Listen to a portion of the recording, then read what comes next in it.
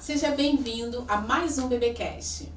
Hoje eu tô trazendo um convidado muito legal, uma pessoa que eu conheci há pouco tempo, mas que tem trazido muito conteúdo para mim numa área que eu domino muito pouco. Na verdade, só conheci essa área em que ele atua na minha graduação.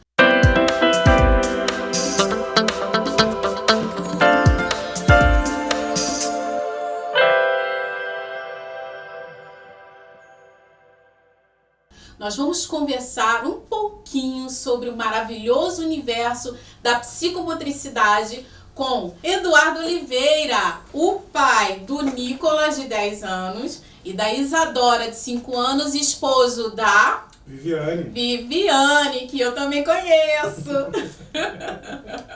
Vamos bater um papo, Eduardo? Vamos lá. Um prazer muito grande estar aqui com você no dia de hoje. Demorou, né? Prazer todo meu. As nossas agendas, né? Mas nasceu, tá dentro do termo, tá dentro do período para nascer. Pra tá nascer, certo. vamos agora botar pra fora. É isso. Me fala um pouco sobre você, Eduardo. Sim, bom, meu nome é Eduardo, eu sou professor de Educação Física, né? Foi a minha primeira formação. Depois eu fiz uma pós-graduação em Psicomotricidade e depois uma formação na UERJ, também em Psicomotricidade, né? Comecei a trabalhar, sempre quis trabalhar com crianças. Na verdade, eu comecei a trabalhar pensando em ser um técnico de natação, porque né, eu era um atleta de natação, competia a nível nacional e na minha cabeça, naturalmente, eu fui para Educação Física querendo ser um técnico de natação, né? E aí, quando eu comecei, né, voltei para o meu clube de origem e lá o pessoal falou, não, você vai começar da origem, né? Você vai começar lá da base, vai começar a aprender a dar aula de natação para as crianças pequenas, né? E aí eu falei, vamos embora, tá bom, né, legal. E aí eu comecei a trabalhar com as crianças e, enfim, foi uma paixão à primeira vista. E logo nesse meu primeiro contato, eu comecei a questionar a forma como os nados eram ensinados. Então, eu comecei a ter uma curiosidade de entender como que as crianças aprendiam alguma coisa, né? E aí, coincidentemente ou não, eu estava na faculdade, eu tive a matéria, a disciplina de psicomotricidade. E aí, para minha surpresa, a professora lá na faculdade, ela começou a falar sobre a psicomotricidade e o que mais me chamou a atenção e o que mais me encantou foi que no primeiro dia de aula, ela foi falando o nome de cada um, sem ter visto ninguém. Ela falou, você é o Eduardo, você é o Fábio, você... Porque ela estudou cada aluno dela. E aí eu me apaixonei, né, foi o meu primeiro contato com a psicomotricidade, foi justamente já uma paixão. E aí eu continuei dando aula de natação, até que um dia, eu já trabalhava em outro lugar, já também como estagiário de natação, dando para níveis um pouquinho intermediários, crianças de 6, 7 anos, que já entram um pouquinho com técnica. E aí, lá nessa academia tinha aulas para bebês de natação. E aí, era um meio que era dominado exclusivamente pelas mulheres. Então, só professoras davam aula para os bebês. Então... Era uma tradição, eu acho. Sim. E quando eu fui procurar natação para o meu filho, quando ele era pequeno, não tinha professor homem, só tinha professora mulher mesmo. Melhorou um pouquinho, mas ainda é um meio predominantemente feminino, né? Só que aí aconteceu, a natureza falou mais alto, uma engravidou, né? A outra teve que sair por questões pessoais, enfim. E aí a academia ficou sem professoras de bebês. E aí sobrou para quem? Para o estagiário. Né? O estagiário cobria ali algumas ausências. E aí eu entrei em pânico, porque eu não sabia nem pegar um bebê. E muito menos ficava pensando assim, cara, o que um bebê vai fazer na água, né? E aí eu falei, gente, bebê não faz nada, né? Bebê não faz nada, então assim, ele não fala comigo, então como é que eu vou fazer alguma coisa, né? E aí caí de cabeça para entender isso, estudar, olhar a aula de outros professores, né? E aí eu me apaixonei inteiramente, né? Porque é o que o próprio Valon falava, né? Sobre o diálogo tônico, né? Você se comunica através do toque com o bebê. E aí eu fui me apaixonando por isso e nunca mais larguei, né? Tive algumas variações, né, na minha trajetória, mas sempre tive contato com os bebês. Então, depois eu fui fazer a psicomotricidade e esse caminho foi se estreitando. Comecei a trabalhar em creches, justamente para acompanhar o desenvolvimento, né, psicomotor das crianças da creche. E hoje, né, depois que veio a pandemia, saí da minha zona de conforto e comecei a atender. Então, hoje eu já estou atendendo, já atendo bebês com atrasos motores ou sem atrasos motores, para fazer esse acompanhamento do desenvolvimento deles. O que um psicomotricista atende? Quais são os casos que você mais atende? Então, o psicomotricista ele vai ter basicamente duas variáveis, né? A educacional e a clínica. A educacional, como o nome já diz, ele vai trabalhar dentro de escolas, principalmente dentro das creches, onde há uma demanda, né, do acompanhamento mesmo do desenvolvimento, porque você vai ter bebês ali, a partir de 4 meses você já tem contato com bebês na creche. Então o psicomotricista ele vai ter uma atuação mais forte, né, dentro da creche, mas também pode ter em escolas, né, ou na clínica, aí já trabalhando com demandas de atrasos, né, de questões mais neurológicas, de questões, enfim, diversas, que vão gerar atrasos no bebê. Então ele vai fazer um trabalho não só da estimulação, porque a gente fala muito da estimulação motora, né? Mas o psicomotricista ele faz questão de dizer que é a estimulação psicomotora. Não é só o motor, né? O motor ele é uma via pelo qual você vai acessar o ser humano, a criança por inteiro. Então, o psicomotrista ele vai talvez ali integrar, né, todo o trabalho que é feito multidisciplinar. Às vezes o fisioterapeuta está fazendo um trabalho mais específico para ganho de amplitude de articulação, ganho de massa muscular. E aí o psicomotricista ele vai dar função àquilo, ele vai brincar com a criança, né? Ele vai fazer com que a criança de fato dê função ao seu corpo, né? E consequentemente trazer ela à tona suas emoções, seu intelecto, dentro daquele movimento do brincar. O brincar para o psicomotricista é o instrumento que a gente usa para trabalhar com as crianças. Eu acho que esse seu relato é bem legal, porque mostra primeiro uma quebra de paradigmas. Porque a gente tem o hábito de achar que um psicomotricista, na verdade, ele não faz nada. Que ele veio para brincar. Sim. Né? Ele entrou na escola. O que ele está fazendo ali? Ah, ele está tocando um pandeiro, tocando um violão. E eu acredito que muitos de nós, né, que estamos longe dessa realidade, eu vou falar por experiência. O meu filho não viveu a experiência da musicalidade. O meu filho não viveu a experiência sensorial dos 5 sentidos com a psicomotricidade, né? A escola, naquela época, não oferecia esses recursos. E já existe muita comprovação científica de que uma criança que recebe esses estímulos através dos cheiros, né, da percepção da música, isso melhora em muito o grau de cognição e entendimento e o aprendizado na vida futura da criança. Exato. Os sentidos, eu vi um professor explicar sobre isso, né, e ele colocou um desenho que eu achei muito interessante. Ele colocou o desenho como se fosse de uma cabeça e os sentidos como se fossem antenas, né? Então as antenas elas captam, né? Elas captam e jogam para dentro. Então os sentidos, né, de uma maneira geral, eles vão fazer com que a criança comece a decifrar o mundo. Porque um bebê, quando nasce, ele não sabe nem quem ele é, ele não sabe nem quem tem um corpo. Então ele não entende onde o corpo começa, onde o corpo continua, começa e termina, né? Então, assim, através das percepções sensoriais que ele vai tendo, obviamente primeiro com a mãe, no toque, né, na hora de mamar, na troca do olhar, na troca do sorriso, na troca da carícia, ele vai começando a entender que ele tem um corpo, né? E a partir disso ele vai se desenvolvendo. Então, as percepções sensoriais é a base, né, do desenvolvimento. Então, quando a gente fala isso, né, a gente sabe que O cérebro da criança ele está em formação, até mais ou menos ali os primeiros 3 anos ali antes das podas neurais. Ele está em extrema ebulição neural, né? As conexões neurais estão acontecendo.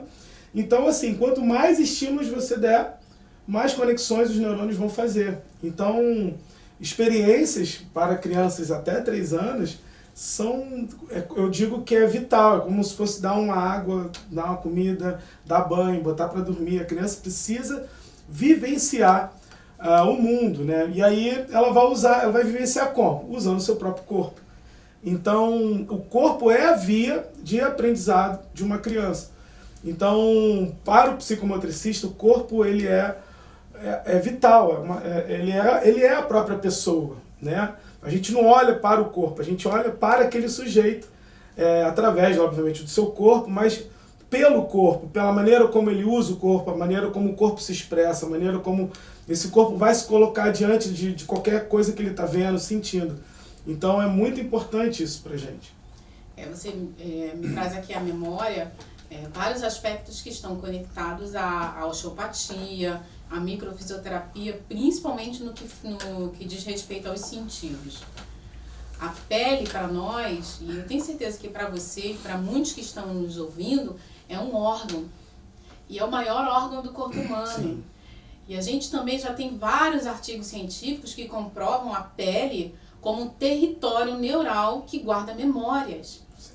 Não é à toa que o toque terapêutico, o toque relaxante, o toque agressivo, sim, eles causam memórias.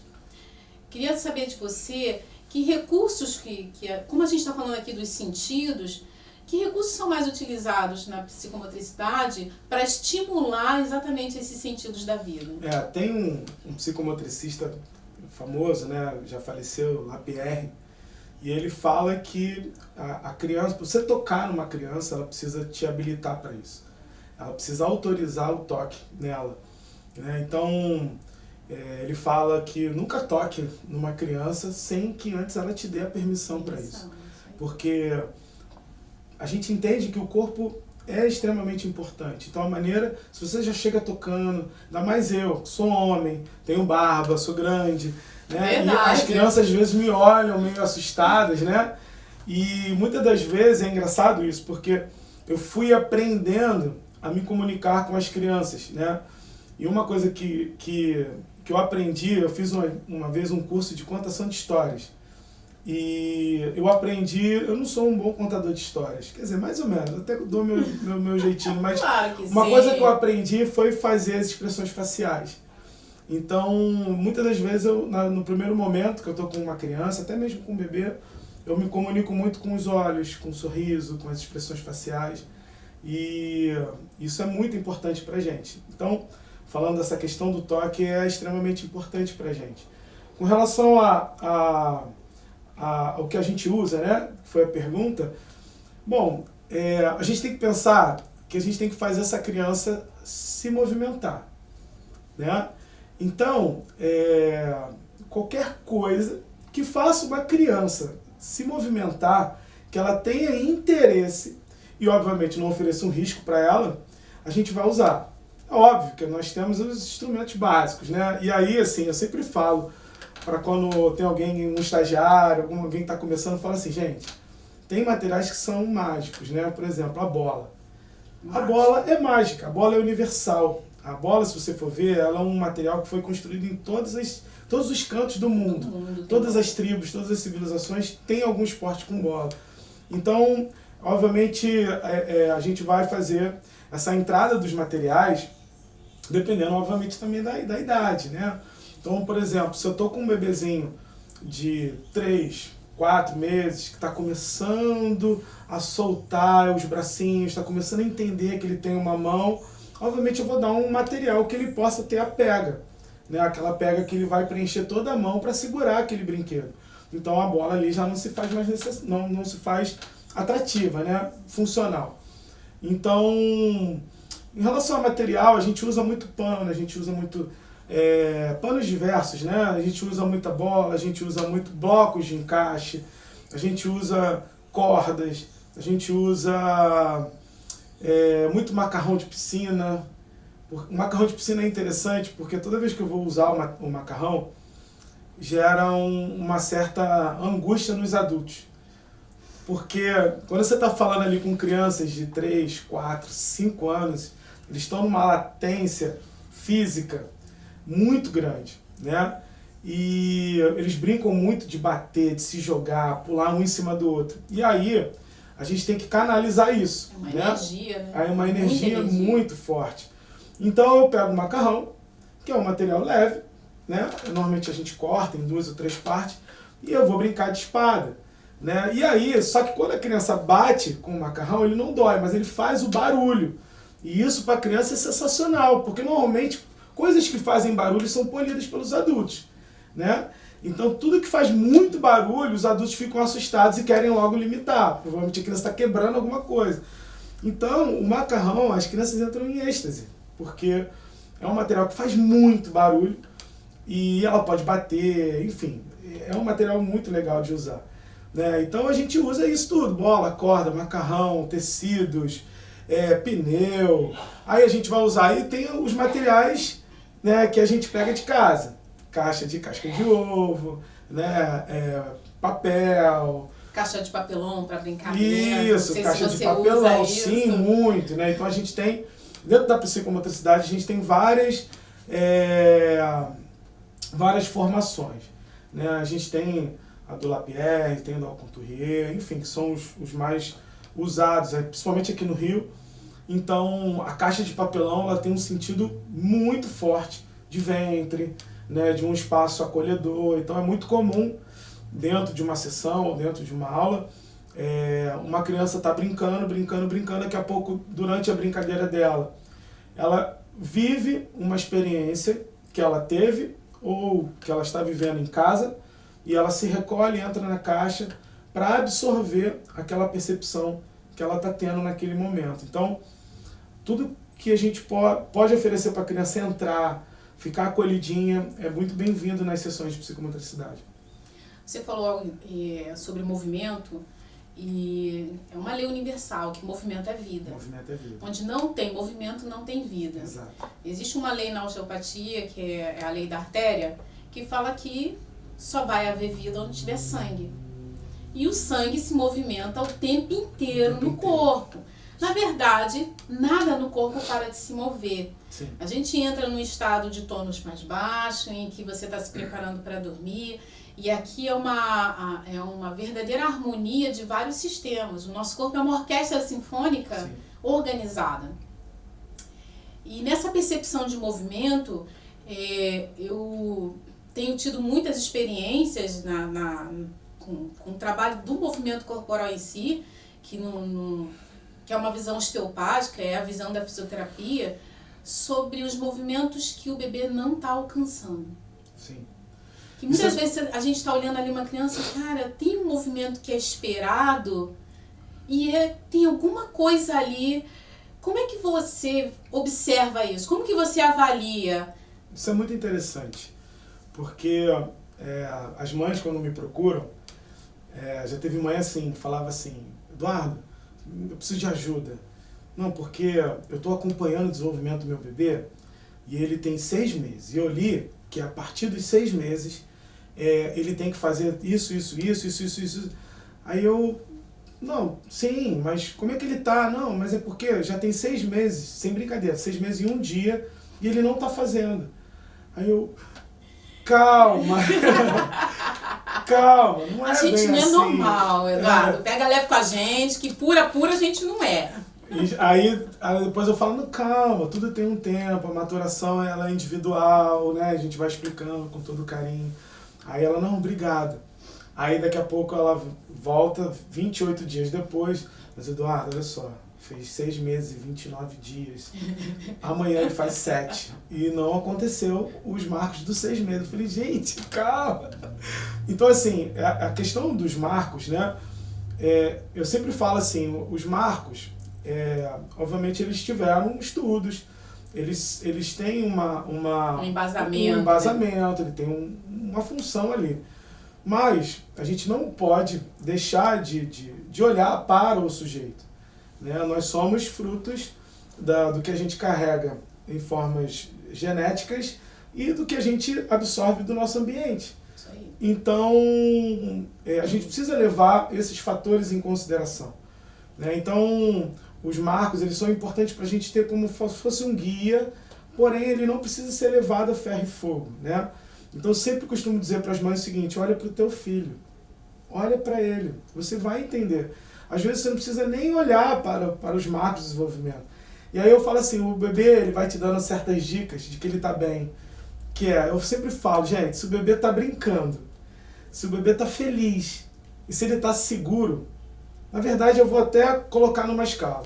Se ele está seguro, ele brinca. Se ele brinca, ele está feliz. E se ele está com esses três, ele vai se desenvolver. Então, a base do desenvolvimento infantil é, primeiro, a segurança emocional, que é passado pelo adulto de referência, né? E a partir disso, a partir dessa segurança emocional que esse adulto vai passar para ele, ele vai brincar, ele vai investigar, porque o ser humano é curioso.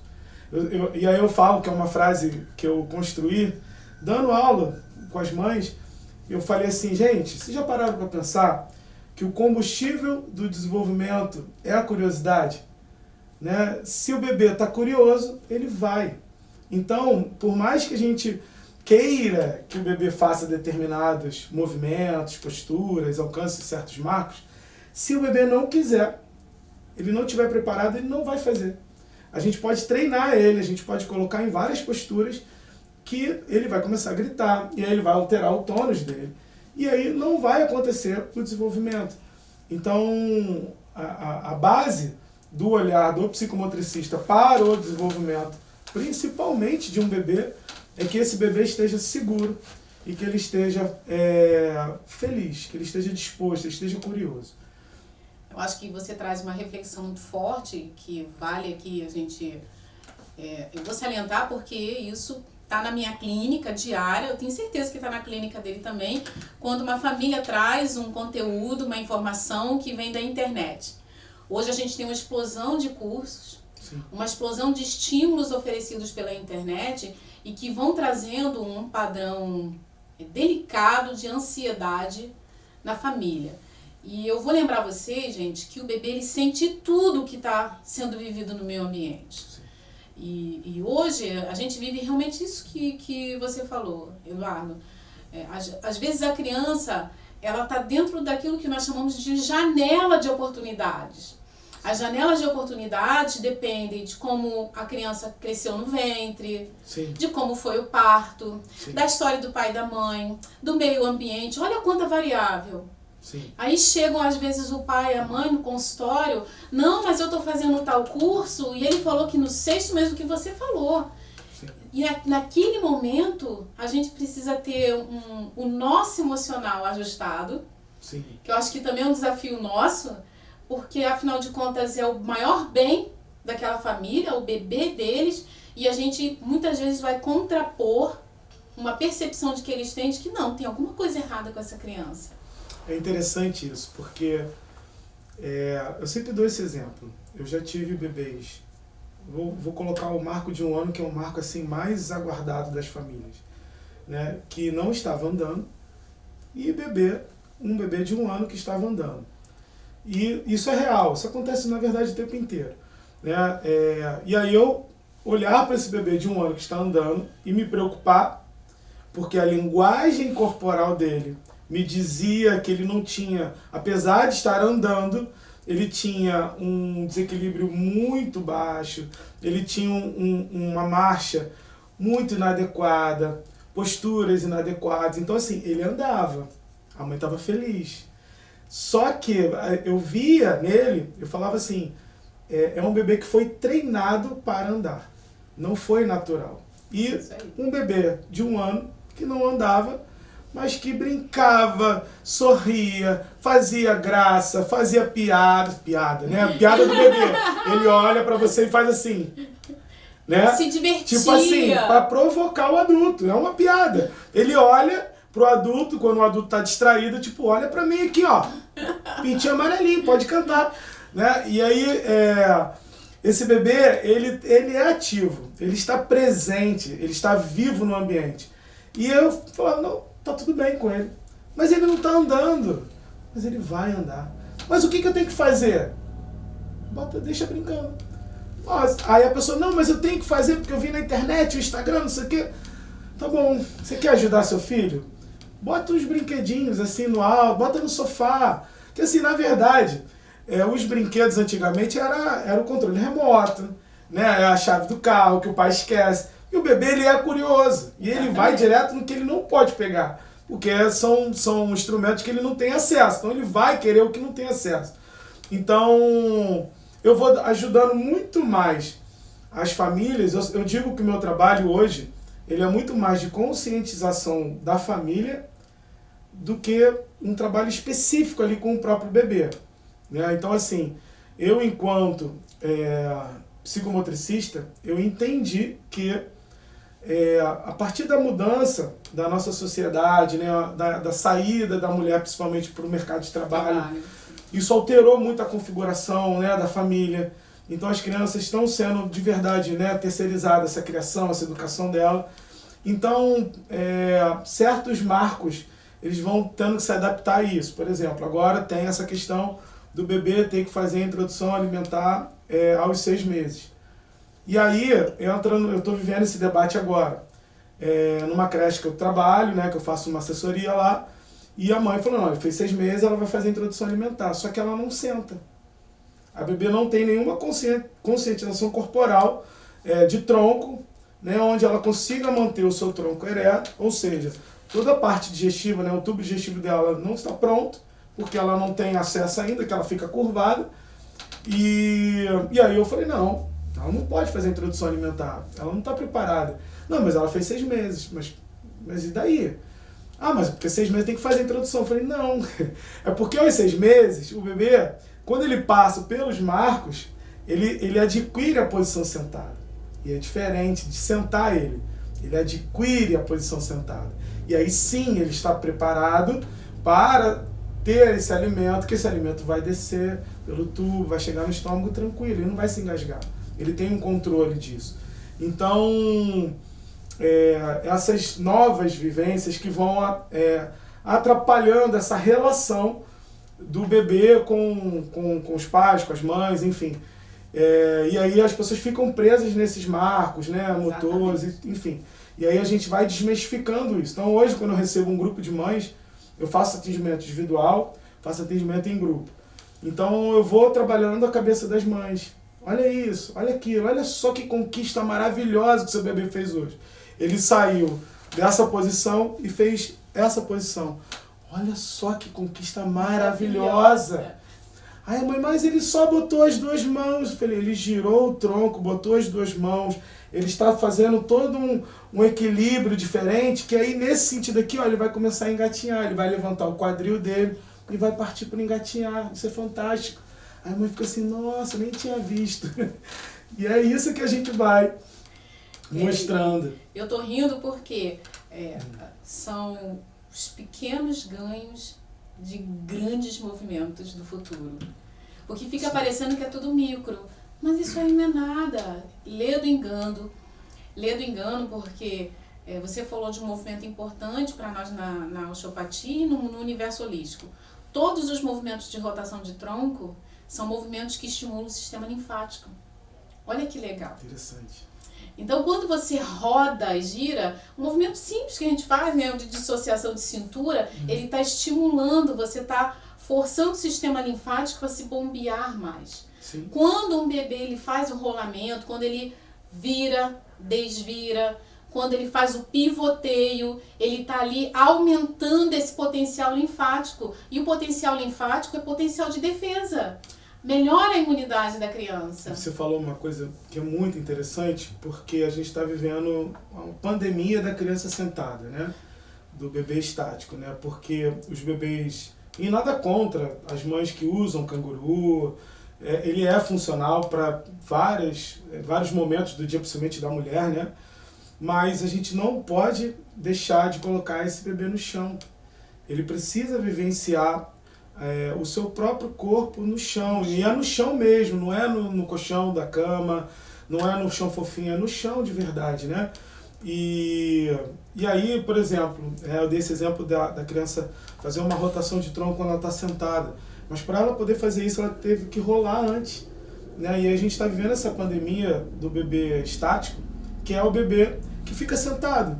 Né? Ele aprendeu, ele foi treinado, ele não foi para o chão, não vivenciou a posição de bruço, então ele pulou pivoteio, ele pulou esfinge, pivoteio, rastejar, virar, desvirar. E aí ele foi colocado na posição sentada, cheio de almofadas, ele começa a se encaixar, porque o cérebro está se desenvolvendo, o cérebro vai dar um jeito de se adaptar àquele estímulo, e ele vai começar a ficar estático. Só que o corpo para ele, o tronco para ele, é só antero-posterior. Né? E ele fica meio estátua mesmo. Né? E quando, se tiver um barulhinho, uma palma, ele vai cair para trás, porque ele entra no movimento reflexo. Exatamente. E vai cair, vai bater com a nuca. Aí o que as pessoas fazem? Compra o capacete chinês. Né? Que eu odeio aquilo, eu detesto aquilo. Quem me segue no Instagram sabe que eu falo desse negócio o tempo inteiro. Eu detesto essas invenções chinesas de capacete, macacão, tem um macacão, não sei o isso aí. A criança parece um soldado, né? Então, a gente precisa parar com essa pandemia, né, de botar o bebê sentado. O bebê precisa conquistar a posição. Ele vai precisar também sentir dor, Sim. vai se machucar, vai ralar o Sim. joelho, vai bater com a cabeça, é claro, né, gente? Sim. Considerando os aspectos da segurança, isso tudo vai modulando o tônus Exato. dele. Exato. Porque você trouxe agora uma informação que a gente pensa que é uma besteira, mas não é.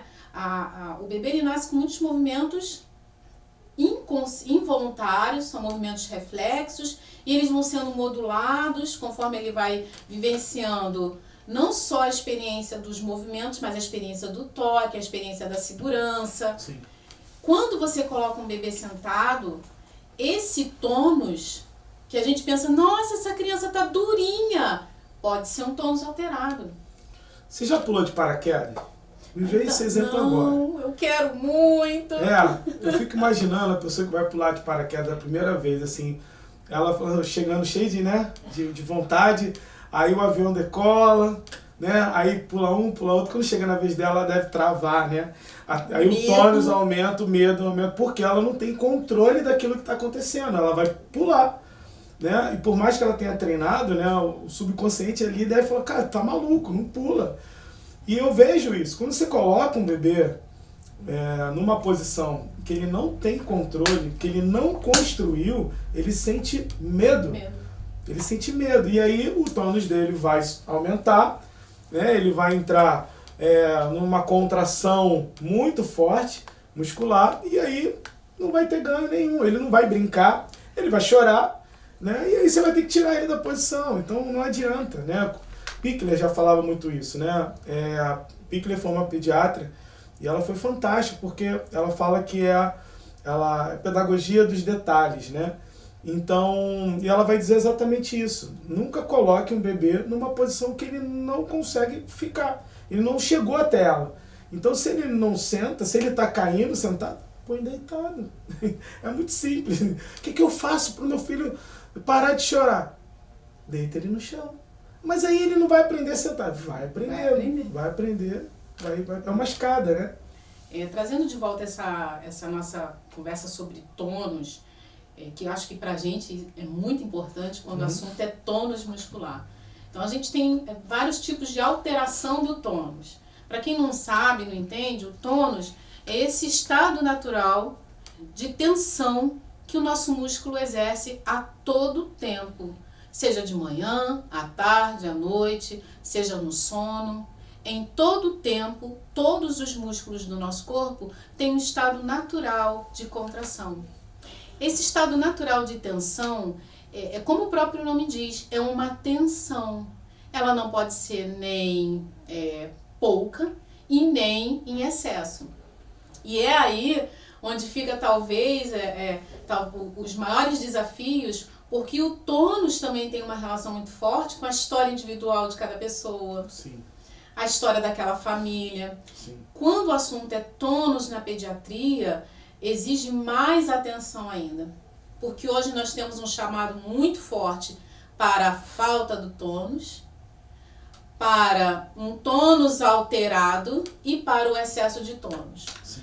Como é que você se posiciona em relação a isso? Como que você vê hoje esse comportamento motor no bebê e na criança?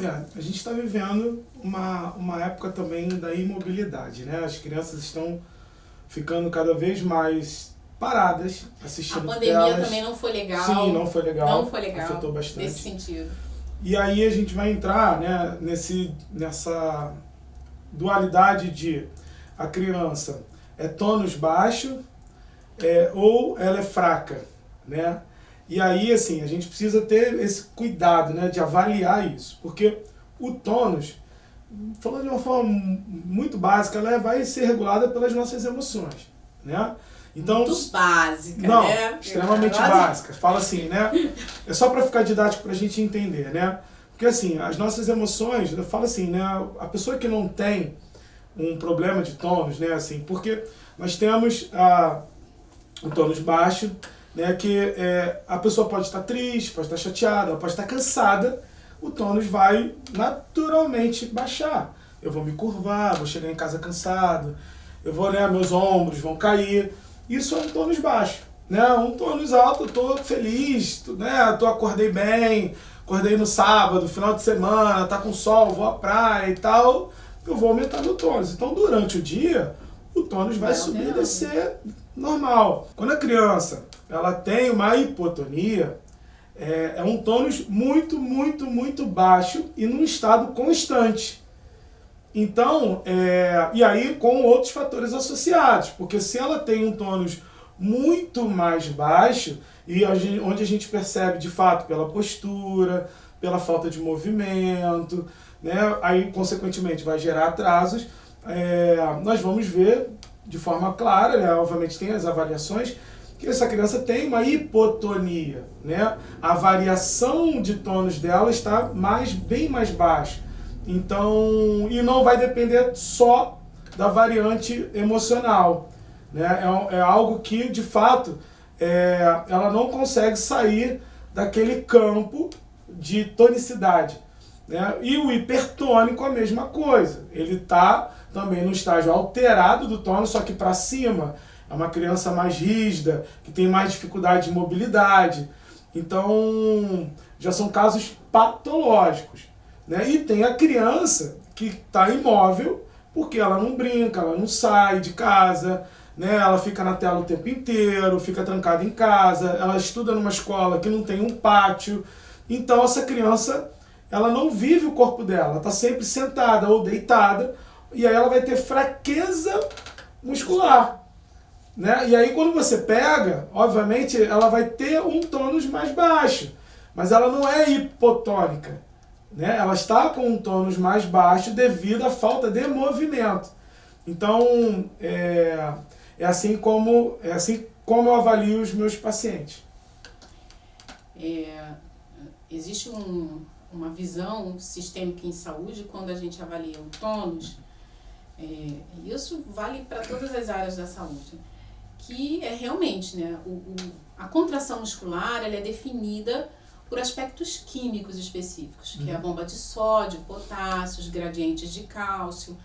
Então, existem dados bioquímicos numa criança que precisam ser avaliados e que também têm relação muito forte com o tônus. E isso vai da amamentação, da alimentação, o sol, a noite. Você falou de algo muito importante que fala do movimento. O movimento, quando ele é estimulado na criança, você faz mais pontes de actina e miosina. E você consegue trazer mais calibração para aquele sistema que está se autorregulando e se ajustando aos novos desafios que estão sendo oferecidos para a criança. E existe um tônus importante também, que ele precisa ser avaliado quando o assunto vai ser hipotonia ou hipertonia, que são a capacidade da musculatura lisa dentro do corpo, que também é um músculo, que também tem sua alteração de tônus. Então, se eu tenho uma criança que tem muita dificuldade, não rola, chegou aos 6 meses, realmente não tem dificuldade nenhuma para sentar, não evacua. Né? Uma criança que passou 3 dias, está deglutindo, tem uma certa lentidão para deglutir, acumula excesso de leite ou alimentos na boquinha. Sinais e sintomas vão se somando para a gente dar o diagnóstico. Não é assim, experiência própria. Não senta aos 6 meses a hipotonia. Não é assim, né, Eduardo? Não é. Eu atendo uma bebezinha e os pais vieram para mim.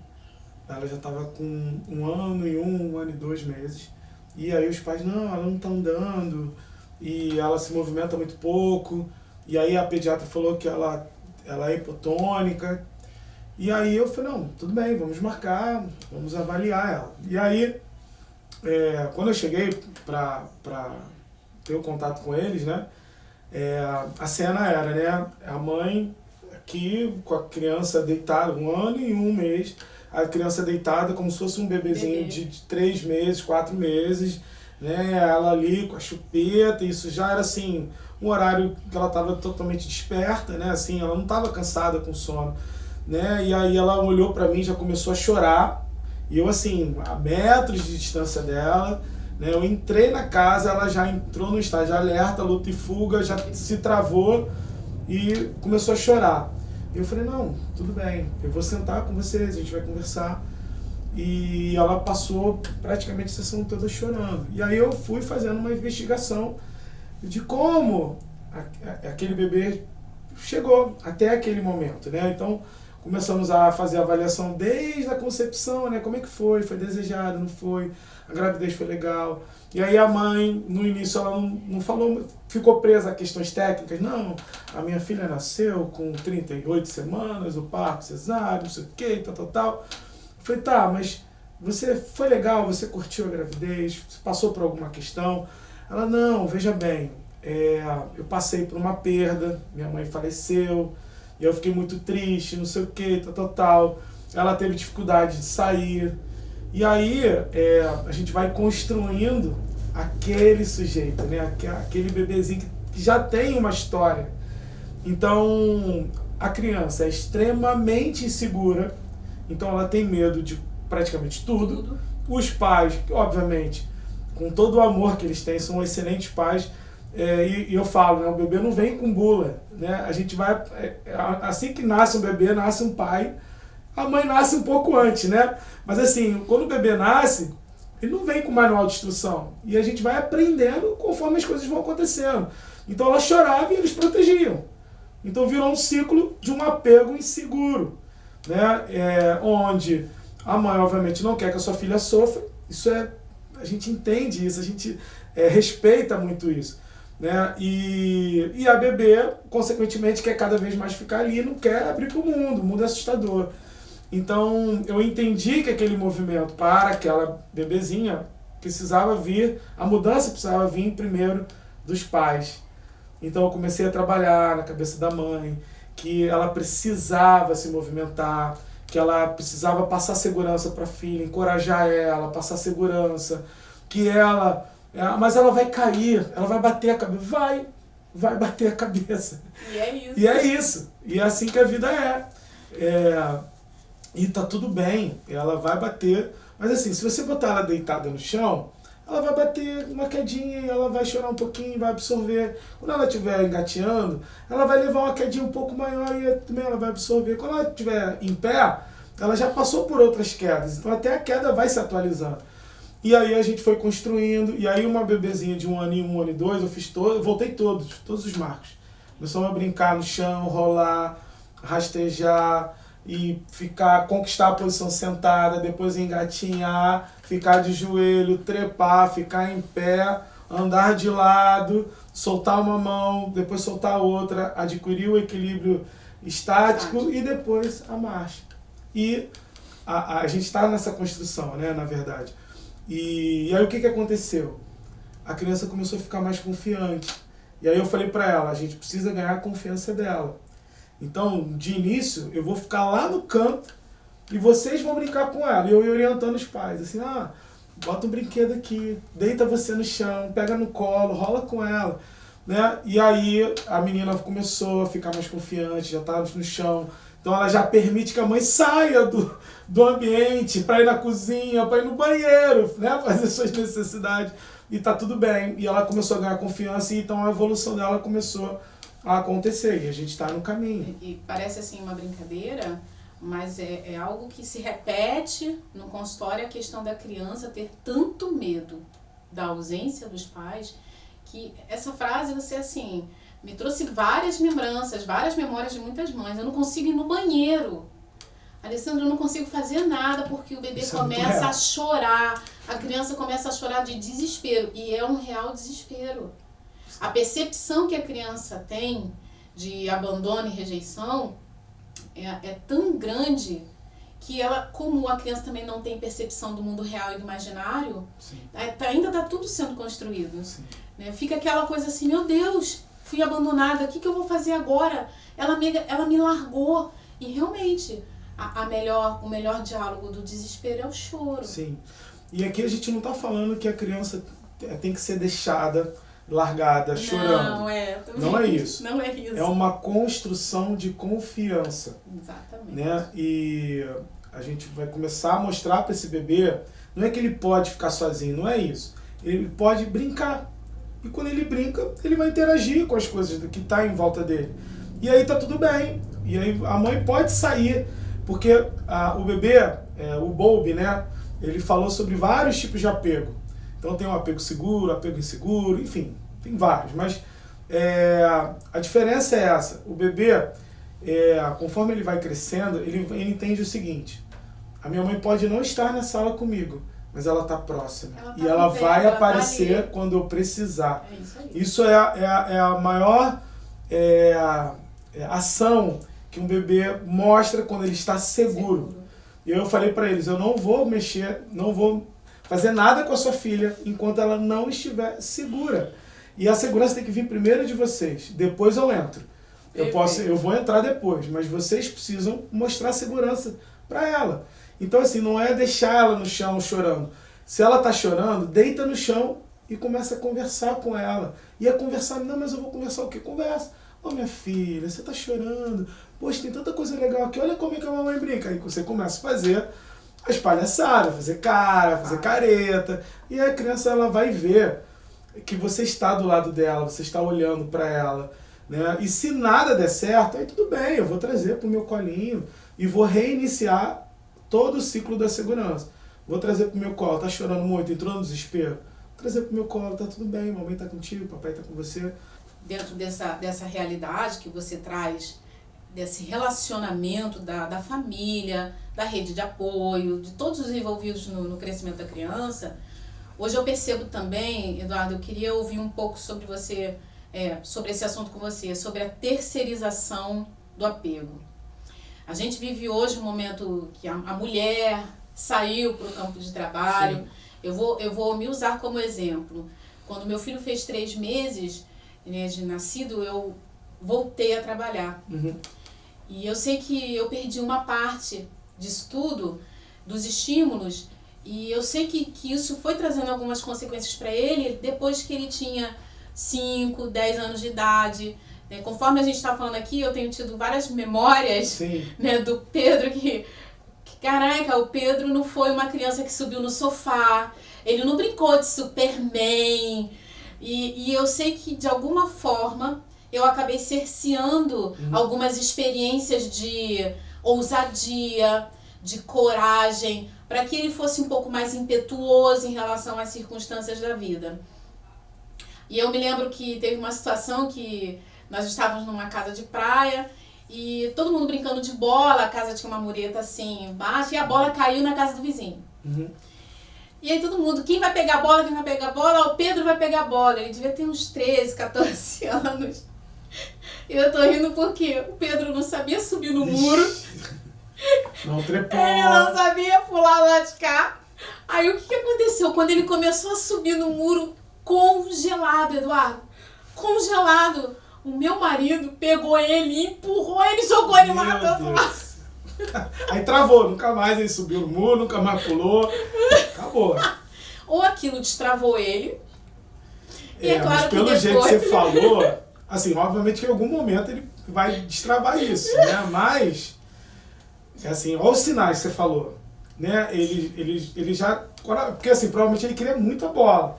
E aí, assim, ele foi construir aquela subida toda sem jeito, ou seja, ele já começou a entender que talvez ele não conseguisse subir. E aí ele conseguiu. Há muitos trancos e barrancos, às vezes se arranhando. Beleza, ele conseguiu, porque ele tinha um objetivo muito forte. Muito forte. A maioria das coisas já desiste ali. E aí ele congelou.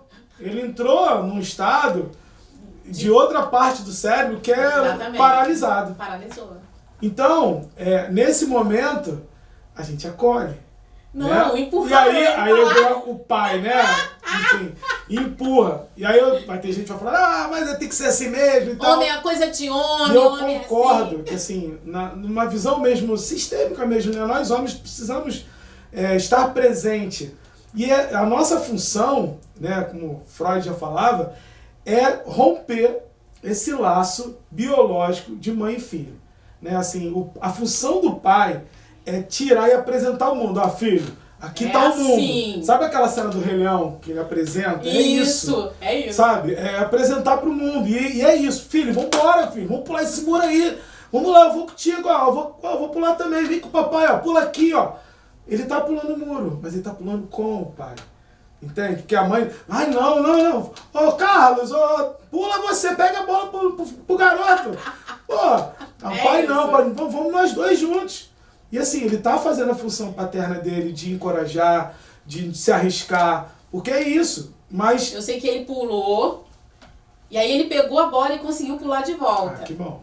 Eu sei que ao longo dos anos, quando ele tinha uns 14, 15 anos, que eu passei a ter entendimento sobre as questões dos medos que eu passei para ele, né, por todos os meus processos, aí eu comecei a trabalhar ele Sim. a partir dos 14. Sim. E eu posso garantir, gente, funciona. O amor cura. Amor cura. E hoje ele realmente tem muitas autonomias, ele já tem uma vida na rua, que muitos medos que ele talvez tivesse foram modulados. Sim. E assim vai crescendo, a gente vai amadurecendo e está no que a gente é hoje. Sim, você falou da terceirização, né? Eu vou contar uma história. Quando os meus filhos eram pequenos, né? O Nicolas, né, tem 10, a Isadora tem 5. Eu passei os dois momentos que eram engraçadíssimos, pra mim, pelo menos. A gente tinha o hábito de levar eles pra pracinha sempre. Né? Final de semana era todo final de semana na pracinha. Na Praça da Setel. Pracinha da Setel. Enfim, pracinha de Vista Alegre. E eles cresceram na pracinha. E assim, quando eu falo em levar pra pracinha, 4 meses. Eu levava pra pracinha, estendia um pano e ficava lá no chão. De vez em quando caía uma amêndoa, rolava. Aí deixava, se fingia que não tava vendo, sabe? Dava uma lambidinha na amêndoa. E eu deixava essas coisas. E aí o que aconteceu? Eles foram crescendo, sendo modulados naquele ambiente. Então eles viam outras crianças, tinha criança que passava correndo, óbvio que a gente ficava ali perto, mas com o contato das outras crianças. E uma coisa que era interessante é o seguinte, eles foram, a partir do momento que eles iam evoluindo nos marcos, rastejar, engatinhar, ficar de pé, era nos brinquedos. Então eles foram crescendo, tendo uma noção corporal a partir daqueles brinquedos. Então, quando tinha, assim, 1 ano e meio para 2, as crianças já estavam subindo em trepa-trepa, subindo escada de escorrega alto, descendo sozinho. E eu, assim, numa espécie também de ego, sabe? Eu sentava assim na praça, enchia o peito. Vai lá, meu filho, pode ir. E aí a criança ia, subia, descia, trepa-trepa. E as avós... desesperadas. Meu Deus, essa criança está no alto. Quem é? Cadê a mãe? A mãe. Cadê a mãe dessa criança? Aí eu falava assim, tudo bem, bom dia. Eu estou vendo seu pai. Assim, né? Todo, né? Peito inflamado. Mas aí a avó virava, tinha que ser pai, né? Vai ser essa loucuras, E aí, assim, obviamente tinha pessoas que já conhecia, né? Já conhecia a gente frequentava pra cima, mas quem não conhecia ficava morrendo de medo. E é justamente isso. E aí eu obviamente, depois eu fui aprendendo que, assim, às vezes eu fazia questão, olha só, você tem que deixar seu filho subir, cair, sabe? Eu queria dar aula na praça, e aí eu vi que não estava dando certo. Porque as pessoas começaram a dar, chegou o pai lá, mitidão. E eu entendi que isso era uma coisa minha que eu precisava trabalhar. Mas era aquilo. Meus filhos estão ali, brincando, se divertindo. E às vezes eu falava, você tem certeza que você vai subir aí? Você já viu a altura? Sabe? E eu tô com ele o tempo inteiro. Mas eu estou passando segurança pro meu filho. Eu confio em você. Quando ele ia para um brinquedo, uma coisa que eu via, às vezes não era nem que ele não desse conta, mas estava cheio de criança. Alguma criança podia esbarrar. Falava, filho, vem cá que eu quero te mostrar um negócio. Aí desviava e ia para outro lugar. Então o que acontece com a terceirização, seja da avó, seja da babá, seja na própria creche, é que essas pessoas, normalmente, a babá e a berçarista principalmente, elas estão trabalhando. Então, eu converso muito com as babás e com mães que têm babás sobre os combinados. Porque, obviamente, a babá ela não vai deixar a criança cair. Porque pode ser que ela chegue com a criança machucada em casa e os pais não absorvam aquilo e mandem ela embora. Sim. Então, as babás, a tendência é proteger, porque ela quer também proteger o seu emprego. Ela precisa daquilo. Então, é uma coisa que precisa ser muito bem combinada. Trabalhada. O pai, a mãe precisa confiar nessa babá, precisa ter referência para que a gente autorize certas coisas. Precisa ser muito bem combinado isso, né? Na creche acontece a mesma coisa, né? Só que na creche tem um fator que são muitas crianças ao mesmo tempo. Então, elas também não conseguem dar conta de tudo, mas existe uma preocupação, essa criança não se machuque. E quando eu trabalhava assim em creche, quando eu tinha um momento com os pais, eu falava, a primeira coisa que eu falava, seus filhos vão se machucar, tá? Vai cair, vai bater, vai chegar roxinho e tal, eles vão morder, vão puxar cabelo, porque é isso, eles precisam brincar, e assim, é movimento, e eles vão cair. Então, essa questão da terceirização, e a avó é avó, né? Assim, a avó é colo. Uma vez eu vi um psicólogo explicando sobre isso, né? A função do avô e da avó é o amor incondicional, o amor absoluto, sem nada em troca. Porque os pais esperam, né, que o seu filho cresça, seja uma pessoa educada. Então a gente cria expectativas. Avô e avó não tem expectativa, ele só quer viver o momento. É isso aí. E é um ciclo da vida muito bonito isso, porque ele já passou, né, teoricamente, por tudo que ele tinha que passar, e chega uma vida nova e renova a vida deles. Só que o problema é que hoje a avó e a avô estão tendo que criar os seus netos. E aí entra em conflitos. Então, precisa ser combinado, precisa ter, às vezes, abrir mão de certos valores. Por exemplo, eu e minha esposa tivemos que abrir mão do biscoito recheado. Porque a minha sogra cismava que a maneira que ela tinha de demonstrar amor ao meu filho, que foi o primeiro neto dela, e ela tinha 2 filhas mulheres, então assim, o sonho dela era ter um filho homem. Então o primeiro neto veio homem. Então era a paixão da vida dela. E ela ficava 2 horas só com ele.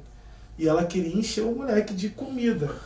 E na cabeça dela, o amor era dar um biscoito de chocolate recheado, o mais caro que tinha, um Oreo. A comida afetiva. A comida afetiva que era pra ela. Pra ela. E aí ela mentia, falava pro meu filho 1 ano e meio não falar pro pai e pra mãe. E aí, só que eu pegava ele e sentia o cheiro do biscoito. E no início eu brigava, assim, né? Chamava a atenção dela, depois chamava a atenção da minha esposa pra falar com ela. Depois a gente entendeu o seguinte, cara, assim, é óbvio que a gente não quer que ele coma um biscoito de chocolate por muitas questões. Mas assim, a gente precisa dela. Não é uma opção. Ele não tá indo no final de semana na casa da vovó, ele tá indo todos os dias. Então assim, vamos devagarzinho. A gente mostra uma fatia no WhatsApp, os dentes todos podres de uma criança, pra ver se ela vai se tocando aos pouquinhos, sabe? E ela melhorou. Ela passou a dar só um a cada 2 dias. Mas que mal tem um biscoito maisena? Não, mas era... Não tem problema nenhum. recheadão, sabe? O Oreo. Se ela soubesse que tem nesse recheio. Pois é. E aí nós fomos educando ela, mas, enfim, a gente entendeu também que a gente tinha que abrir mão de certos valores pra gente, porque era uma necessidade nossa. Então, essa questão da terceirização, ela, infelizmente, é algo que acontece, mas, assim, eu sempre falo para as mães e para os pais, dependente do seu filho passar, sei lá, 5, 6, 7, 8 horas com uma babá ou com a avó, a gente continua sendo uma figura de autoridade para eles, né? De amor, de autoridade, de carinho, e a gente precisa passar isso para eles. Né? E a gente pensa que isso não vai interferir no movimento. Muita coisa. A gente tem uma percepção de aprendizado que veio dos nossos ancestrais, dos nossos pais, de que o movimento está separado das emoções. E não está. Hoje, eu posso falar do Bruce Lipton, tem uma estudiosa, ela é neurocientista, Josie Cromer é o nome dela. E ela já fala especificamente da função biológica do pai na vida de uma criança. Sim. O pai exerce uma função biológica de segurança maior do que a mãe. Né? Sem aqui estabelecer pesos, o pai vale mais do que a mãe? Não. Mas quando o assunto é proteção e segurança, a figura paterna consegue produzir uma quantidade infinitamente maior de serotonina, de ocitocina. Olha só, você melhora a imunidade quando você oferece segurança. E quando essa segurança é oferecida pelo pai, isso triplica as possibilidades da criança crescer mais assertiva, uma criança que tenha menos capacidade de ter doenças autoimunes. Olha só que coisa profunda. E é uma segurança diferente da mãe. É diferente. Porque a mãe, ela oferece aquela segurança de acolher, né? E o pai oferece aquela segurança assim, vai que vai dar certo, vai que eu tô aqui por trás de você, vai que você consegue. Aquela segurança de ir pra frente, de conquista, né? O pai, ele tem essa função de desbravar, né? Vamos desbravar o mundo, né? Então ele vai passar essa segurança do tipo assim, se acontecer, eu tô perto de você. E a mãe aconteceu, vem aqui, eu vou te dar um colinho, né? Então, essa função e essa questão da autoestima, você falou, né? Emoção, movimento, e eu tô trazendo a questão da autoestima. Isso tudo tá ligado com o desenvolvimento. Então, se essa criança não tem segurança, a gente vai voltar lá no início, né? Ela não vai se desenvolver.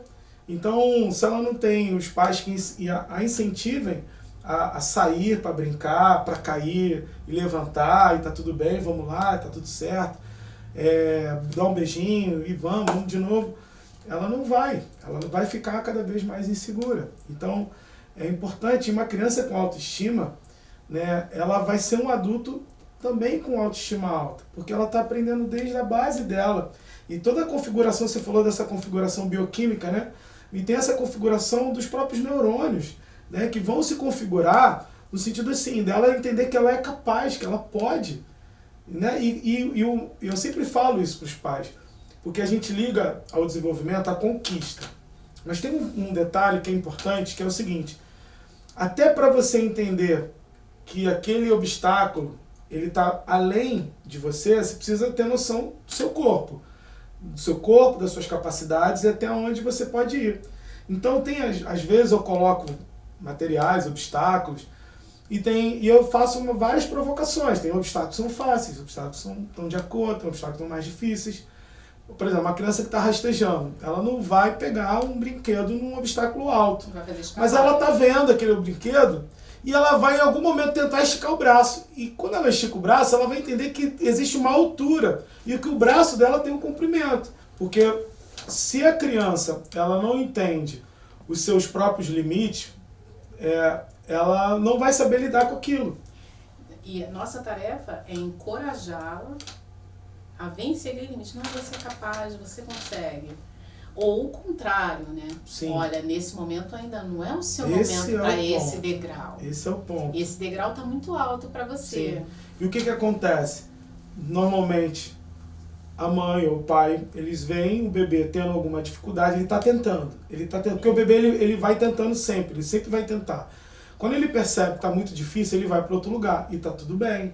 Amanhã ele vai voltar e vai continuar o aprendizado dele. Talvez o aprendizado dele seja só ter levantado o pé naquele degrau e entender que ele tem uma altura. Amanhã ele já vai vir com esse conhecimento assimilado e vai tentar uma nova forma. E aí o que o adulto faz? Pega ele e põe no alto. E aí você quebrou toda a linha de aprendizado. Exatamente. Que é o teste, eu testo, crio uma hipótese, absorvo, o que está errado eu não tento, o que deu certo eu absorvo e vou somando as coisas que estão certas até eu conseguir chegar no objetivo final. E algo que recruta novos neurônios é o esforço. Sim. Quando você, é como na musculação, né? Eu preciso criar uma massa muscular, aumentar o tônus e o tamanho da fibra muscular do quadríceps. Não vai ter outro caminho. Senão você se esforçar mais. Ah, quantas vezes por semana? 2, 3? Ah, quanto tempo? 40 minutos? 1 hora? O corpo, ele tem a capacidade de adaptação biológica maravilhosa para responder ao esforço.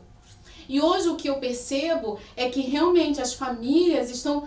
Ah, não, ele está se esforçando demais. Ah, tadinho, olha, ele está cansado. Sabe aquela cena que a gente vê em shopping, praça... É uma mãe correndo atrás do bebê, assim, toda curvada, com os braços de polvo, cercando o bebê numa redoma, né? E a criança rindo, tipo assim, e tá correndo, e a mãe tá desesperada, porque ele vai cair. E aí, é engraçado, assim, é engraçado de ver, né? Mas é interessante, porque ali tem um ciclo. Porque a mãe quer proteger o filho, né? E o filho começa a entender o seguinte, cara, eu não vou cair, porque ela vai me segurar. Então eu posso fazer o que eu quiser. Eu posso subir onde eu quiser, eu posso pular onde eu quiser, porque ela vai me segurar. E aí não cria a percepção do limite do corpo dele, do perigo. Então, e aí o engraçado, assim, quando a mãe chega pra mim e fala, o que eu faço? Nada. Deixa ele. Assim, mas ele vai cair. Então, o que acontece? O que você pode fazer é moldar um ambiente. O ambiente é sua responsabilidade. Então, eu não posso levar o meu filho, um exemplo banal, eu não vou levar meu filho que não sabe nadar num parque aquático e vou deixar ele sozinho. Não dá. Agora, eu posso colocar ele numa piscininha tônica com água no tornozelo, né? Porque ele vai dar conta. Então, o ambiente é responsabilidade do adulto. Então, se eu levo meu filho para correr num ambiente seguro, eu vou deixar ele correr e ele vai cair mesmo assim, né? E se por acaso, obviamente, você levar ele para um lugar onde ele não possa correr, você vai ter que criar distrações, né? Então, assim, a gente precisa entender isso. O bebê tem uma necessidade de se movimentar. O movimento é a via pelo qual ele aprende. Então, se você vai polir o movimento, ele vai ter prejuízos no aprendizado cognitivo e emocional. Exatamente. Então, assim, até os 3 anos, o corpo, a mente, ele está todo entranhado. E o corpo é a base do aprendizado. Depois, passa ali os 3, 4 anos, a criança começa a estruturar o pensamento dela. Então, ela começa assim, não, calma aí. Se eu for até ali, vai acontecer isso, isso, isso. Então, não vou não. A criança de 1, 2 anos, ela vai para depois pensar. Então ela não consegue estruturar o pensamento antes do movimento. A criança tem uma necessidade vital de movimento. Então é importante a gente entender isso, que a gente precisa dar esse movimento para ela precisa experimentar o corpo dela, e a segurança ela é feita controlando o ambiente, não a gente tem que segurar a criança o tempo inteiro. Agora, e quando o corpo da criança foi que travou? E quando é o corpinho dela que não está movendo? Porque até agora a gente está falando aqui do movimento como um todo. Sim. E agora eu vou trazer para a nossa realidade, para esse papo ficar um pouco mais técnico. E quando o pescoço não está mexendo? Sim. E quando as pernas não estão se movendo com aquela qualidade, né? Com aquele tônus. E quando você sente, né, tá tocando o bebê, que aquele tônus não tá legal. Sim, e você tocou no ponto que eu chegava muitas das vezes, né? Eu identifico que aquele bebê está seguro, está feliz, quer brincar, mas não consegue brincar, né? O corpo não vai, você percebe a intenção de fazer algum movimento, seja alcançar um objeto para trazer com a mão, seja para virar, fazer uma rotação da cervical, e o bebê não consegue. E você percebe no rosto, e aí a importância da gente olhar para o bebê, né? Não olhar o corpo do bebê, olhar o bebê. Ele vai te mostrar que ele está incomodado. Aquele bebê que você coloca às vezes de bruços, ele chora o tempo inteiro. Aí, ele não gosta, ele é enjoado, ele é preguiçoso. Não. Esse bebê está apresentando alguma questão. E aí esse era o ponto que eu parava. Eu falei assim, cara, eu tô aqui, brincando, colhendo, sabe? Dando os Estimulando. estímulos e não tá indo. E aí eu comecei a achar essas respostas justamente na fisioterapia, é por isso que eu estou agora na fisioterapia e entendendo essas questões que pode vir um bebê com um torcicolo, né? Pode vir com uma assimetria craniana, ele pode vir com uma pelve presa, ele pode vir num padrão flexor e não consegue fazer uma extensão e aí, de fato, ele não vai ficar de bruços, porque ele está na flexão, ele está preso num padrão reflexo flexor e não consegue fazer extensão. Então, como é que ele vai fazer a curva da cervical para poder ficar de bruços? E aí, a gente vai esbarrar, e aí é onde vai entrar a terapia manual, e vai entrar toda essa parte, que é exclusiva, né, mais específica da fisioterapia. Porque na verdade, tudo que faz com que haja fluidez no corpo, faz com que o corpo se reencontre. O corpo precisa passar o dia inteiro vivendo um momento fluídico de equilíbrio dinâmico. Porque quando a gente fala em equilíbrio, parece que a gente pensa, né, numa bola em cima de uma outra bola em que as duas estão paradas, né? E a gente já viu isso em muitas imagens de budista, de internet, enfim. Sim. Uma pedrinha em cima da outra em perfeito equilíbrio. E no corpo não é isso. Sim. No corpo é um equilíbrio dinâmico, onde todas as funções estão ali se cooperando, né? Um verdadeiro mutualismo. Um depende do outro para funcionar bem, num movimento harmonioso.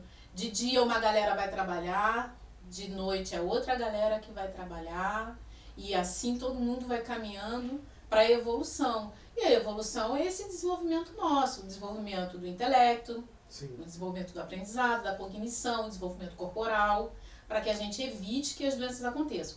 A terapia manual e as terapias combinadas de movimento, elas se alinham, elas dão as mãos para fazer o melhor, Sim. tanto pelo adulto como pela criança. Sim.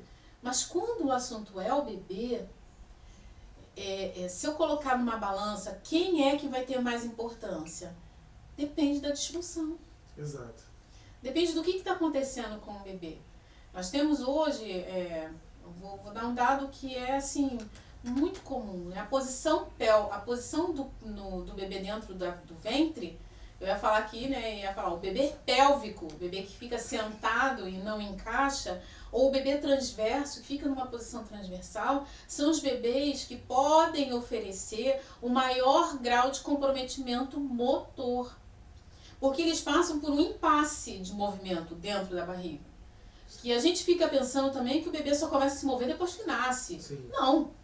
A criança se move o tempo inteiro, na gestação inteira. Ah, não, ele começou a chutar agora, com 5, 6 meses. Não, ele já estava em movimento ativo e franco, ele já começa a deglutir a partir dos 3 meses. Então, assim, o corpo da gente não está parando esse movimento. Como que agora eu vou lidar com isso, que eu saí da barriga e eu preciso me mover e eu tenho algo que, realmente está me segurando? A avaliação é a nossa melhor ferramenta, né, Eduardo? Acho que hoje, assim, sem um método avaliativo, o pai e a mãe não tem como saber o que está acontecendo com o bebê. Então, hoje, talvez, a linha de frente do movimento motor da criança seja uma avaliação feita por profissionais capacitados. Sim, sim. É você realmente chegar... hoje os pacientes chegam até nós, muitos por indicação, muitos pelas mídias, mas a gente está aqui hoje executando um papel primordial de informar e ajudar as famílias a entender que sinais podem ser um início, um start, de você estar prevenindo doenças futuras numa criança. E construir também esse relacionamento terapêutico com bases sólidas no relacionamento familiar. Sim. O instinto materno é algo incrível, porque eu lembro que uma mãe me ensinou isso. Eu tinha acabado de me formar em psicomotricidade, então estava com os conceitos muito ávidos, né? Aquela coisa, não, a gente vai passar segurança, o bebê vai se desenvolver e tal. E nós tínhamos uma bebezinha que estava, assim, ela tinha uma questão também de insegurança e tal, estava na creche e tal, ela sentiu muito, Então eu dei um tempo para ela poder se adaptar, criar um vínculo com os profissionais. E a mãe sempre me questionando. Eduardo, tô preocupada. Eu falei, não, a gente precisa esperar, vamos esperar. E aí, chegou um momento que eu falei, não, calma aí. Vamos esperar até quando, né? E aí eu comecei, não, vamos lá, a gente vai ter que fazer um rastreio de todo o desenvolvimento dela. Porque, obviamente, eu tô com um recorte de olhar dentro de um ambiente novo para ela. Então, naturalmente, ela vai ter estranheza, mas beleza, já passou um mês, já passou 2, essa criança tem que começar a sair para brincar, né? E realmente a gente percebeu que não ia. E de fato eu comecei a ver que talvez não era só a insegurança dela, da criança, que poderia ser algo, outra coisa. E aí eu falei, não, mas a mãe está insistindo. Eu falei, como aí? Vamos começar a fazer uma avaliação de perto mesmo. E aí, na época, né, eu pedi para que ela levasse, de fato, uma fisioterapeuta pediátrica, e aí a fisioterapeuta fez alguns testes e viu que ela tinha, sim, algumas questões de quadril, de pelve, e aí ela fez o trabalho de desbloquear aqueles pontos que estavam travados, e a garota fluiu, e a menininha fluiu. Então, ali eu entendi que a gente precisa estar sempre atento, muito atento, né? E entender que a mãe tem um sexto sentido. Se a mãe está preocupada, vamos olhar com mais carinho, porque realmente pode ser que realmente esteja alguma coisa. Tem alguma coisa. É o poder da intuição. É um poder muito grande. Todos nós, seres humanos, nós nascemos com alto poder intuitivo. É que as pessoas chamam, é o meu sexto sentido, o poder do terceiro olho. Mas, assim, existe realmente uma comunicação extrasensorial. E a gente falou uns minutos atrás, né, sobre os sentidos, e os sentidos fazem parte disso. Tanto Sim. é que toda vez que eu recebo uma mãe, na maioria das vezes a mãe é questionada. Sim. Pelo pai, pelos avós. Mãe de Instagram. Não, ela tá maluca. Não, porque eu ouço isso muito da família. Você para de ver esse Instagram. E não sei o que, pai, você tá ficando louco. Nossa, menino não tem nada. Quando der 3 meses, passa. Dá divórcio. Então, assim, e a mãe fica ali inconformada. É a palavra que eu queria. Não, tem alguma coisa errada com essa criança. Não tá legal essa criança. E a tecnologia, nos últimos 20 anos, esse bombardeio tecnológico, a questão da tela azul, a gente pode até achar que é uma brincadeira e que isso não é algo relevante, mas esse poder nosso intuitivo foi diminuindo. Verdade. Porque nós temos 2 glândulas importantíssimas, responsáveis por fortes produções hormonais no nosso corpo, que são biorreguladores da vida, que é a glândula pineal e a glândula hipófise. E nós já temos, né? A gente tem muito estudo aí, muito artigo falando da influência do celular na vida de um adulto. E os últimos 20 anos, essa explosão tecnológica, em que hoje um adulto já sente que o celular é parte do seu corpo, é um membro, olha que louco. Sim. O que isso pode trazer de dano para você que está pensando em ter um filho? É necessário que a gente abra a nossa mente para fazer uma reflexão mais profunda, que não é filosófica, é biológica. A gente está falando de mudar a expressão do gene através da alteração pela luz. Né? Essa coisa fotônica que a gente está aqui agora, né, recebendo essa luminosidade artificial, isso está influenciando em nós. Afinal de contas, a gente tem a nossa pele recebendo tudo isso, toda essa informação. Sim. Então, assim, hoje eu posso garantir que é uma visão da medicina integrativa, é uma visão da microfisioterapia, que eu defendo, sabe, bastante esses conceitos integrais de você viver a medicina do bem-estar, que o estilo de vida hoje ele determina um posicionamento genético. O nosso estilo de vida ele pode mudar, ele pode alterar para bom ou não para muito bom, aquilo que você vai ser lá na frente enquanto adulto.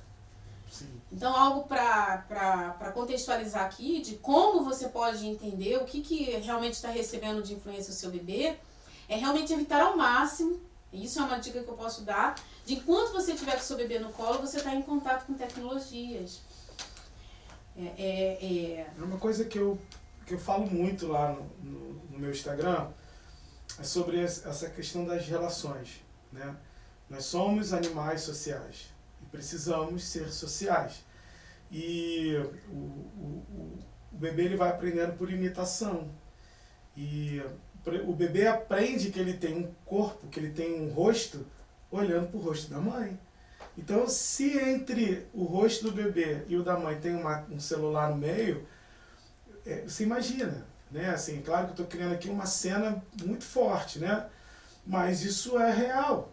Então, eu tenho bebês hoje que você põe um objeto colorido, um brinquedo, uma bola, algo sonoro, e ele não tem interesse. Agora, se o celular cai do bolso, que eu trabalho muito no chão, às vezes o celular está no bolso, se o celular cai no bolso, ele fica ávido para alcançar aquele objeto. Então, isso é um fator extremamente importante. A gente está deixando de ser social, né? Que é olhar no olho, sorrir, tocar, compartilhar o toque, né? Então, isso é biológico. Então, de fato, isso está, sim, desconfigurando, né? E reconfigurando uma nova biologia, né, de ser humano. Isso é muito real. Parece meio assustador, meio ficção científica, mas isso está acontecendo. Isso já está acontecendo. A comunicação parental, ela está sendo constantemente alterada pela presença do imaginário e muitas vezes nem os próprios pais estão conseguindo se controlar em relação a isso. Então eu acho que é algo que eu chamo muita atenção nas minhas mídias também, é para o uso excessivo do celular. Que isso mexe com a saúde como um todo, e não é só da criança, mexe com a família inteira. Sim. Eu no início, só para dar um adendo assim, eu era extremamente radical nessa questão de celular. E depois eu fui entendendo que cada família tem sua realidade, né? E eu via pais e principalmente mães sofrendo porque elas ficavam brigando com essa coisa do desenho. Na minha época dos meus filhos era Galinha Pitadinha, agora é Bita e tal. Ai, não, mas eu não posso deixar, porque isso vai... Eu falei assim, você tá conseguindo. E assim, a mãe toda descabelada, cheia de olheira, e assim, você via que ela não estava bem. Aí eu falava assim, qual é a sua realidade? Não, eu tô sozinho em casa, não tem ninguém para me ajudar. Então, use, né, a tecnologia para te ajudar, você ir ao banheiro, você respirar, você comer, porque a gente pode pensar por outro lado, se você não estiver bem organizada emocionalmente, o seu tônus muda e altera o tônus do bebê. Então não adianta, você está presa numa ideia que tem sentido, porém na sua realidade tem outro sentido. Então aí eu falo, qual é o ponto? O ponto é o seguinte, é quando a tecnologia começa a te substituir. Então, a partir do momento que a criança não quer mais brincar, não quer mais você, ela quer ficar no celular, aí é o ponto, você tem que reavaliar. Por exemplo, se você está numa mesa comendo e a criança só come porque está vendo o celular, você tem que reavaliar. Se você vai na praça e ela quer brincar com o celular, você tem que reavaliar. Então, é preciso ter... O ideal, a gente sabe que o ideal é recomendado, que a criança até os 2 anos não tenha nenhum contato, é o ideal, mas o ideal nem sempre ele é alcançável nos dias de hoje. Então a gente também tem que ter esse bom senso, né? De não se julgar a ponto de a gente estar sofrendo, né? A gente também tem que entender a nossa realidade. É porque recomendação não é a realidade. Sim. A gente recomenda, mas a realidade realmente é de cada um. Sim. E o dano ele existe. Mas eu acredito muito nisso também, porque hoje eu vejo pela minha história, né? No passado não tinha essa informação toda. Sim. E eu fico me lembrando de algumas coisas que eu fiz com meu filho e passou. E assim, se causou algum dano, a gente vai reparando. Sim. Em vida agora adulta. E aquilo que a gente pode prevenir, vamos prevenir. E quais seriam assim as dicas que você traria para os pais, para aquelas pessoas que têm bebês e crianças, como ajudar famílias hoje, trazendo a sua visão de psicomotricidade? Eu acho que essa pergunta é o resumo, né, de tudo que a gente falou. Até a gente fechar, né? Porque assim, nós falamos que a base do desenvolvimento infantil, primeiro, é a segurança, né? Então, a presença da mãe, do pai, né? Principalmente de uma figura que represente a segurança, né? Porque a gente fala muito da mãe, mas o pai pode maternar, uma avó pode maternar, um avô pode maternar. Então, a gente está falando de maternagem, né? De passar a relação entre um cuidador, entre uma figura que represente esse amor para a criança. Então, toda a base do desenvolvimento é a segurança afetiva. A partir disso, nós vamos começar a apresentar ao mundo essa criança. Então, o primeiro seria a segurança, depois a apresentação do mundo através dos estímulos, né? Ah, mas aí você pode falar, mas qual é o estímulo? Aí você vai entrar no nosso Instagram para saber os melhores estímulos, né? O que eu vou fazer com uma criança de 2 meses, de 3 meses, de 4 meses, 5 meses? E a gente vai dando essas dicas, né? Eu acredito muito que nossa missão é ajudar as famílias, né? E dar os estímulos corretos. O adulto ele é responsável pela segurança, pelo ambiente e pela oferta dos estímulos e deixar que essa criança se desenvolver naturalmente, que é uma coisa que eu brigo muito, que é o desenvolvimento natural. Não é ficar... quantas vezes eu balanço o brinquedo? E sem ditadura Sabe? do Não, movimento. tem que fazer, tem que fazer, tem que pegar. Não, a criança tem que brincar, e o brincar é natural. O brincar, ele está no nosso código-fonte, né? E é natural que a criança brinque. Então não precisa de quantas vezes, quantas repetições, quantas séries, quanto tempo. É até a criança aguentar. Então deixe seus filhos brincarem, deixe eles caírem, né? Seja um pai que está do lado, que está apoiando o seu filho, quando ele cair, acolha o seu filho, dê uma segurança para ele. E ele vai conseguir se desenvolver plenamente. E se por acaso, apesar disso tudo, o seu filho não está conseguindo se desenvolver, procure um profissional, né? Porque sim, pode ter questões, e tem questões que atrapalham o desenvolvimento. Mas primeiro, analise o contexto, né? Será que ele está se sentindo bem? Será que ele está à vontade? Será que essa criança está feliz? Será que se eu deixar ele... meu filho não está andando, mas ele não tem espaço para andar. Então, a gente precisa avaliar isso. Ele tem espaço, não está andando? Então, vamos analisar, procure um profissional. Então, as dicas são essas, né? Olhe para o seu filho. Se eu pudesse resumir tudo isso, olhe para o seu filho. Com ternura. Sim. Com amorosidade. Eu penso muito sobre leveza. Por mais que a gente esteja vivendo um mundo hoje muito acelerado, muita coisa, mas para a gente não perder essa leveza do olhar. Eu faço uma técnica no meu filho, desde quando eu aprendi sobre a influência das emoções na vida, e eu vou ensinar essa técnica para vocês, se assim vocês quiserem. Mas olha só, agora eu vou te fazer uma pergunta. Quantos anos tem seu filho? É um bebê. Quantos anos tem seu filho? Tem 21. Pois é. 21. Então, passa... E eu sou muito grata, porque são 21 anos de aprendizado. E se hoje eu estou aqui sentada, é porque os meus erros me colocaram hoje numa outra posição. E me tirou do estado de vulnerabilidade, da culpa. Nossa, eu fiz tudo errado. Não. Era o que eu tinha naquele momento, eram as minhas ferramentas. E hoje eu me sinto muito mais preparada, né? E essa técnica é uma técnica muito simples, que eu ensino para algumas mães de bebês, né? Eu acho que ensino para todas, na verdade, que é a técnica para você usar com bebês dormindo. Né? Nós temos uma linha biológica de evolução do lado direito e do lado esquerdo do corpo. E nessa técnica você vai fazer no ouvido direito do seu bebê. E lá no ouvido direito do seu bebê, quando ele estiver dormindo, de preferência naquele sono mais profundo, sentir que ele deu aquela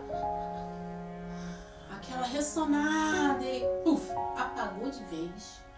Você vai lá no ouvidinho direito dele e você fala assim: Você é querido, você é amado, você é desejado. Você é inteligente, você é capaz, você é forte, você pode chorar, você pode rir. Nós te amamos. Você está no lugar seguro. Todas as coisas boas que vierem à sua mente, tudo aquilo que vai ajudar com que ele seja um ser humano fantástico, incrível, honrado. Você fala no vídeo dele. Gente, vocês vão ver a maravilha que é essa técnica. Eu posso dizer que hoje, muitos medos que o meu filho tinha foram abolidos quando eu comecei a praticar isso. E eu faço isso até hoje. Sério? Ele chega em casa, pergunta ao meu esposo, tá aqui nos bastidores ele. Ele chega em casa, ele pegou no sono, eu vou lá no quarto dele com seus 1,80 quase 80. Vou acolher ele, oro por ele, pelas minhas questões espirituais. Termino de orar por ele, vou lá no ouvido direito. Você é inteligente, você é capaz, você é forte, você é amado. E assim vai. Muito bom, muito bom. Você acredita que eu fiz isso há 3 noites atrás com meu filho? Maravilha! Ele tava doente.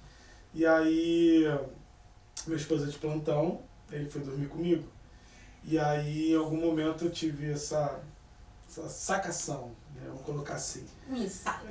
Um insight, para ficar bonito. E eu falei palavras nesse sentido, né?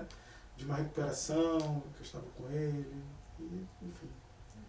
E assim isso. A vida flui. Eduardo, foi uma alegria a gente estar aqui esse tempo. E um prazer enorme, foi uma troca maravilhosa a gente teve aqui. Verdade.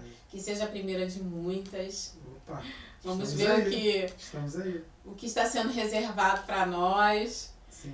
E agradeço muito, queria te pedir para você suas considerações finais.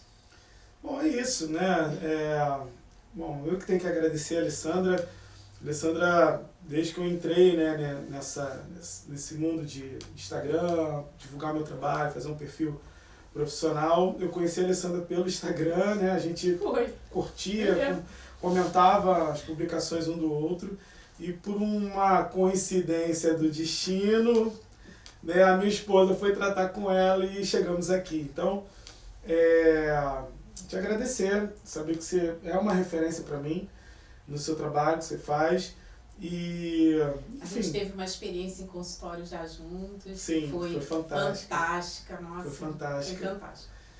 E é isso, que quem se interessa, né, por esse assunto de desenvolvimento de bebês, pode seguir as minhas redes. Eduardo, psicomotricista, tem no Facebook, tem no Instagram. E quem tiver dúvida, enfim, quiser saber mais sobre o trabalho, é só chamar lá no direct, comentar alguma publicação minha lá, que eu atendo, eu respondo, enfim, eu ajudo. Estamos aí no mundo para isso, né? Para ajudar as famílias, para ajudar o desenvolvimento das crianças. É a forma que eu entendo que é para contribuir para o desenvolvimento do planeta, do mundo. É começar lá do início, né? São os bebês, né? Então, é isso. Eu tenho a agradecer por estar aqui. Obrigada. Foi ótimo. Gente, que conversa maravilhosa. Eu tenho certeza que você tem alguém para compartilhar essa conversa. Comenta, se você ficou com alguma dúvida, pode perguntar aqui, eu transmito para ele. Entra lá no Instagram dele, conversa com ele. Eu tenho certeza que isso vai te ajudar muito a melhorar seu relacionamento com o seu bebê. E vou me aproveitar daquilo que ele falou. Olhe para o seu bebê.